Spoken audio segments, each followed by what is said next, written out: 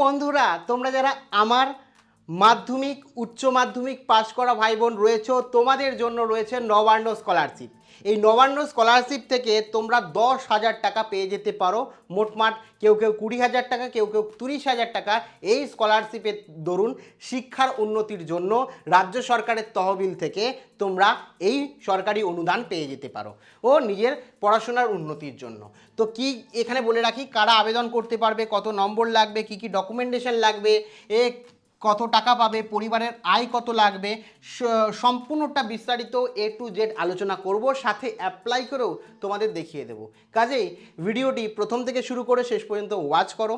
ভিডিওটি ভালো লাগলে অতি অবশ্যই একটি লাইক প্রদান করো এবং আমাদের পরিবারের সদস্য না হয়ে থাকলে সাবস্ক্রাইব বাটনে, নিচের যে সাবস্ক্রাইব বাটন আছে কালো রঙের, সেই সাবস্ক্রাইব বাটনটায় ক্লিক করে সাদা করো এবং পাশে আরেকবার ক্লিক করে বেল আইকনে ক্লিক করলে অল নোটিফিকেশান পাবে, ওই অল নোটিফিকেশানে ক্লিক করে রাখো তাহলে সমস্ত ইনফরমেশান তোমরা এখান থেকে পেয়ে যাবে। সবার প্রথমে একে একে সমস্তটা আলোচনা করি। কারা আবেদন করতে পারবে? তোমাদের মধ্যে যে সকল আমার ভাই বোন পশ্চিমবঙ্গের স্থায়ী বাসিন্দা যারা রয়েছে, পশ্চিমবঙ্গে থাকে, পশ্চিমবঙ্গে বসবাস করছে, নিজের বাড়ি পশ্চিমবঙ্গে, জন্ম পশ্চিমবঙ্গে, তারা কিন্তু পশ্চিমবঙ্গের স্থায়ী বাসিন্দা, তারা কিন্তু এই নবান্ন স্কলারশিপে আবেদন করতে পারবে।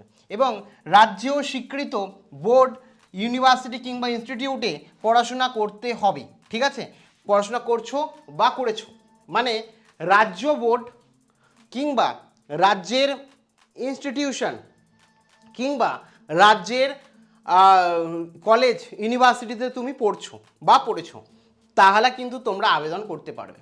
রাজ্যের বাইরে কেউ ধরো আমেরিকায় গিয়ে পড়ছো, তাহলে তো হবে না। রাজ্যের বাইরে কোনো স্কুলে গিয়ে পড়ছো, তাহলে হবে না। রাজ্যের স্কুলে পড়েছো বা পড়ছো। দ্বিতীয় হচ্ছে উচ্চশিক্ষায় যেতে পারছো, যার জন্য আর্থিকভাবে সাহায্য চাইছো, আর্থিক অনুদান চাইছো রাজ্য সরকারের কাছে, তাহলে তোমার জন্য এই স্কলারশিপ, তোমাদের আর্থিক সাহায্য করা হবে তোমাদের পড়াশোনায়, যাতে তোমরা খরচ করতে পারো। তো তোমাদের প্রত্যেক বছর একটা ভালো অ্যামাউন্টের টাকা তোমাদের পড়াশোনার জন্য তোমার ব্যাংক অ্যাকাউন্টে রাজ্য সরকারের তরফ থেকে নবান্ন স্কলারশিপের থ্রু তোমাদের দেওয়া হবে।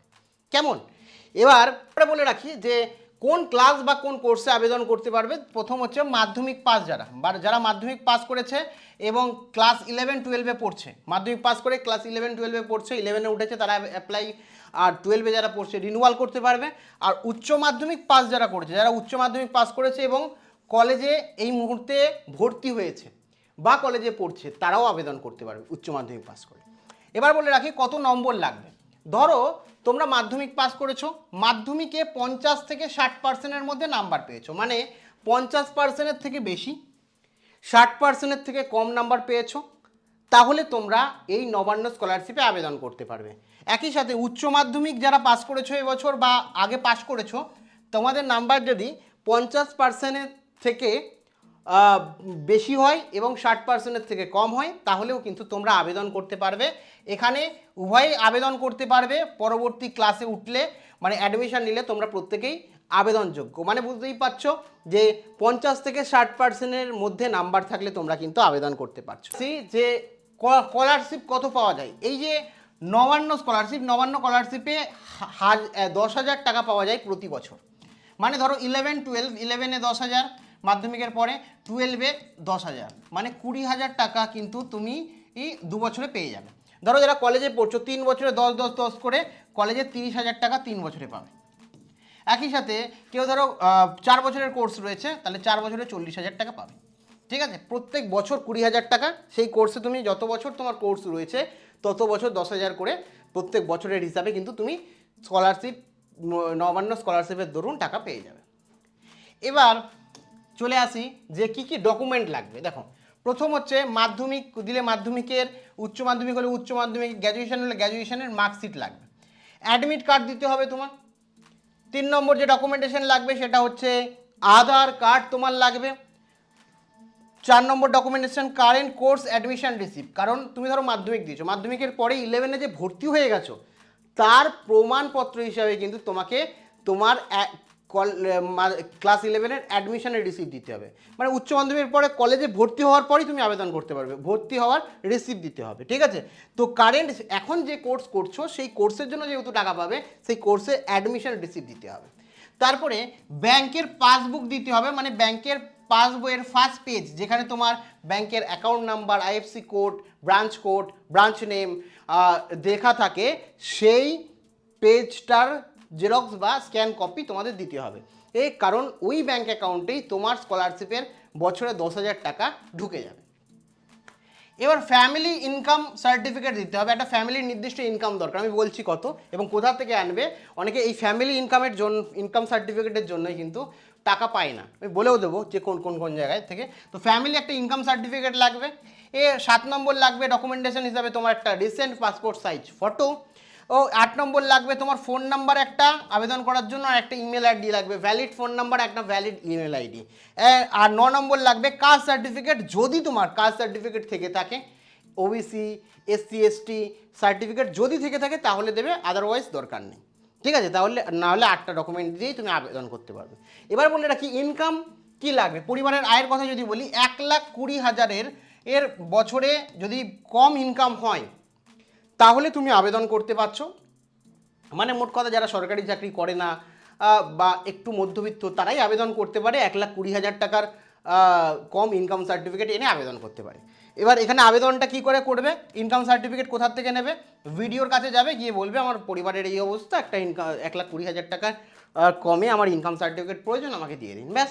তারপরে এসডিও কিংবা কোনো গ্রেড প্রাপ্ত গ্র্যাজুয়েটেড অফিসার হলেই হবে।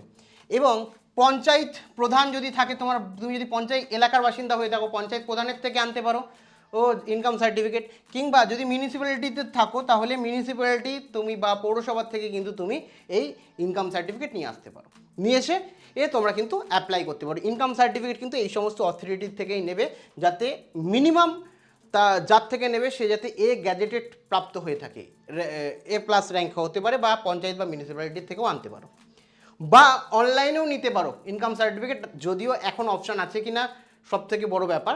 আর এই ইনকাম সার্টিফিকেট নিয়ে নিতে পারো।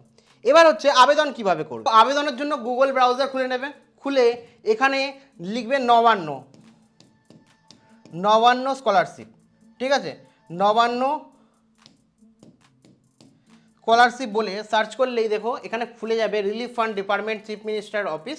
তো এখানেই এই নিচে গেলে এখানে দেখতে পাচ্ছ যে financial assistant education, apply for financial assistance for education, আর এটা অ্যাপ্লিকেশন ফর অ্যাসিস্ট্যান্ট হেলথ। তো এখানে এডুকেশনে ক্লিক করবে, ক্লিক করলেই কিন্তু তোমার কাছে এরকম রেজিস্টার করতে বলবে, রেজিস্টার করে তোমরা কিন্তু আবেদন করতে পারো। আমি রিকোয়েস্ট করব মোটামুটি জুন মাসের পরে আবেদন করো, কারণ এখনও প্রত্যেকের আবেদন শুরু হয়নি। তোমরা জুন মাসের পরে যখন খুশি তোমরা তোমার 11-এ যারা 12-এর পরে আছো, মানে 10-এর পরে মাধ্যমিক দিয়ে পাস করেছো তারা 11-এর অ্যাডমিশন নেওয়ার পরে আবেদন করবে। যারা উচ্চ মাধ্যমিক পাস করেছো তারা কলেজে অ্যাডমিশন নেওয়ার পরে আবেদন করবে। আর যারা কলেজের পর ইউনিভার্সিটিতে পড়বে পিজি লেভেলে, তারা কি হচ্ছে পিজির অ্যাডমিশন নেওয়ার পরে আবেদন করে ফেলবে। প্রত্যেকে যারা যারা বললাম আবেদন করে ফেলবে। এবং আবেদন শুরু হলে, এখনও পুরোভাবে শুরু হয়নি, শুরু হলেই আমি একটা ডেডিকেটেড ভিডিও বানিয়ে দেবো যে কীভাবে তুমি আবেদন করতে পারবে, সেই ভিডিও দেখে তুমিও আবেদন করতে পারো। তো এই হলো সমগ্র ডিটেলস, কারা যোগ্য এবং তুমি কত নাম্বার পেয়েছো অবশ্যই কমেন্ট সেকশানে আমাকে কমেন্ট করে জানাতে ভুলো না। প্রত্যেকে ভালো থেকো, আবার দেখা হচ্ছে পরবর্তী ভিডিওতে। জয় হিন্দ, জয় ভারত।